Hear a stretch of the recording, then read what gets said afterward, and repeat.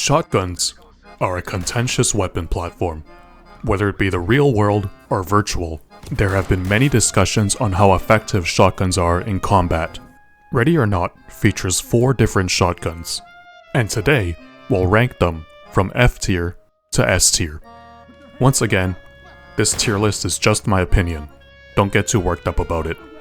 But before we start our list, I think it's worth talking about the role of shotguns in law enforcement. One thing about shotguns is certain. They're popular, and that popularity has extended to law enforcement. Essentially, every modern police force has utilized shotguns in one way or another. Interestingly, there isn't much information on exactly why shotguns were initially chosen for law enforcement use. Perhaps it was the increasing involvement of police officers in riot control. Maybe it was the increasing rate of organized crime. Whatever the reason, during the 20th century, a significant amount of law enforcement agencies armed themselves with all different kinds of shotguns. Of course, the most appealing attribute of shotguns is how devastating they are, especially up close. And since law enforcement primarily deals in close quarters, a shotgun made a lot of sense. The next question is the model of shotgun police forces used. The most popular model of shotgun in law enforcement has undoubtedly been the pump shotgun. Pump shotguns have several advantages specific to law enforcement. Firstly, pump shotguns are incredibly reliable. Unlike a semi-auto firearm, a pump shotgun relies purely on the user to cycle each round. Generally, this is a more reliable system than semi-auto. For law enforcement use, reliability is the most important factor to consider. A pump shotgun is one of the most reliable firearm types to exist. This becomes especially important when considering some of the specialty rounds law enforcement use. Police forces are one of the only users of non-lethal shotgun rounds, such as beanbag rounds and tear gas rounds. With semi-auto shotguns, they typically rely on the pressure of the round to cycle in the next round. Depending on the load, semi-auto shotguns can struggle to cycle lower pressure rounds. A pump shotgun allows the operator to cycle any type of round, regardless of its pressure. Pump shotguns also have uses outside of taking down armed suspects. Shotguns are very useful for breaching locks.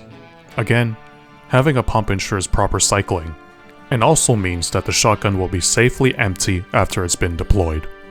So, let's look at our first shotgun in Ready or Not, the Remington 870.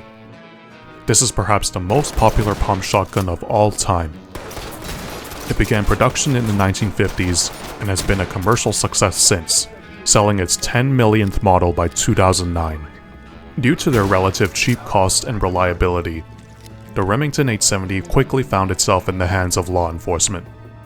Remington themselves also produced specific 870 models for law enforcement. Dubbed the Police Magnum model, these shotguns boasted upgraded internals, parkerized finish, and stronger springs, among other improvements compared to the civilian models. The version in Ready or Not, however, is not one of these models. The 870 in-game is actually a variant modified by the company Wilson Combat, featuring a magazine extension, a surefire forend with a built-in light, and an adjustable AR buffer tube stock. It certainly looks like a shotgun made to enforce the law, but how does it perform? Well, it's a 12-gauge shotgun. It holds 7+1 rounds total when fully loaded. And up close, and loaded with buckshot, it'll stop any unarmored target. In-game, buckshot struggles against armor, but will usually stun the person wearing armor. Most video games depict shotguns as effective up close, but also show buckshot as ineffective beyond 5 yards. Ready or Not isn't one of those games. As in real life, buckshot is effective up to around 40 yards in-game. Shotguns in Ready or Not can deal their damage at a distance just fine. And of course, the Remington 870 is no exception. If you decide to switch your ammo to slugs, the shotguns will be able to reach out even further than with buckshot. One thing about pump shotguns in Ready or Not that I dislike though, is how slowly your operator cycles the pump. While I understand he isn't shooting in a speed competition, being able to fire off rounds quickly is important, especially when being charged by a psychopath with a machine gun. Another thing about pump shotguns in Ready or Not is that you can cancel the full animation of reloading all the rounds. This becomes very useful when you need to quickly reload one round to finish a fight. The Remington 870 is certainly effective, and I understand the addition of a pistol grip and adjustable stock. These days, police officers come in all shapes and sizes. An adjustable stock can accommodate all these officers adequately, and a pistol grip makes the weapon easier to hold. It's a Remington 870. What more do I need to say? They're effective, and everyone has one. So, the 870 goes into S tier. Next, we have the newly added Benelli Supernova Tactical, an Italian-made pump shotgun. It features a full stock and a recoil reducer, among other interesting features. It has an odd silhouette brought on by its uniquely shaped pump. The gun comes with ghost ring sights, but can also accommodate a rail or sight mount for a variety of optics. For some reason, the Supernova is the only shotgun that can equip a Neotech, which is my favorite optic in the game. It's a unique looking shotgun and is reliable. In-game, it holds 8+1 rounds, one more than the 870. This means more ammo, but a slightly longer reload. Between the Supernova and the 870, there isn't a whole lot of difference in game. Pick whichever you like best. The Supernova goes into S tier, because no matter the situation, the Supernova will be a star. Please subscribe. As firearms technology advanced, so did shotguns. While pump shotguns were and continue to be very popular firearms, it didn't take long for a semi-auto shotgun to be designed and mass-produced. The Browning Auto 5 was the first mass-produced semi-auto shotgun, and saw use in a number of wars. And ever since, the semi-auto shotgun has been an invaluable tool in any conflict. The Benelli M4 is perhaps the most well-known military semi-auto shotgun.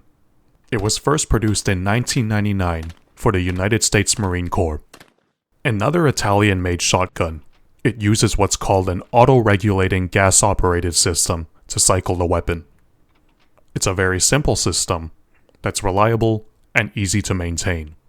It's no surprise that the Benelli M4 has found its way into many law enforcement agencies, including, of course, the LAPD.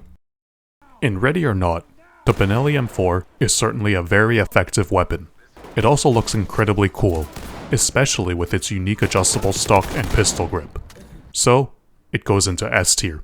Could you recommend anything for the end of the night? Something big, bold. May I suggest the Benelli M4?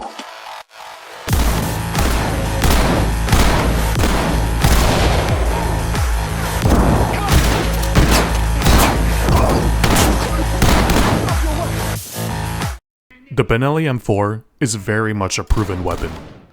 Interestingly, for many years, there wasn't too much innovation in regards to combat-ready semi-auto shotguns, leaving the Benelli M4 the premier choice for at least a decade. That changed with the involvement of another Italian firearms company. The Beretta 1301 is a semi-automatic shotgun designed for law enforcement and home defense use. It began production in 2014, and has since found its way into many individuals' hands, including mine.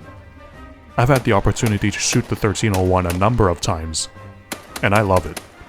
In-game, the 1301 holds 7 in the tube, just like the Benelli M4. It also can use optics and accommodate attachments.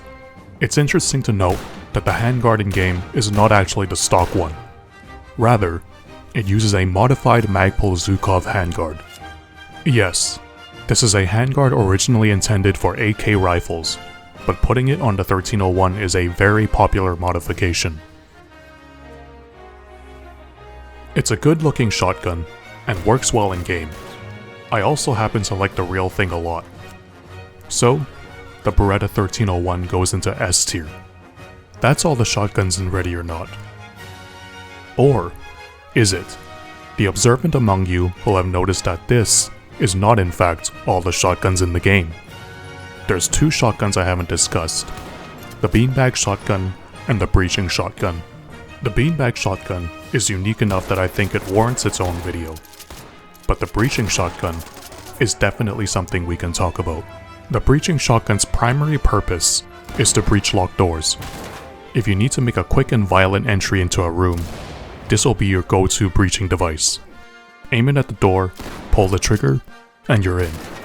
In real life, you need to jam the shotgun in the door at an angle to blow the lock open. But in Ready or Not, you can shoot the door anywhere with the breaching shotgun to open it. This becomes especially useful when you want to detonate a booby-trapped door from a distance. The breaching shotgun is one of the most important pieces of equipment in the game. Getting through a locked door quickly is something that's going to be useful on any map. It's not a primary weapon, though you can try and use it as one. But regardless, the breaching shotgun also goes into S tier. If it isn't obvious already, I love shotguns. There's something very satisfying about racking a pump shotgun, and mag dumping from a semi-auto shotgun also satisfies my monkey brain. Yes, shotguns struggle against armor. Yes, shotguns have limited ammo capacity, especially compared to rifles. But they're fun and incredibly violent. And in a video game, what more do you really need?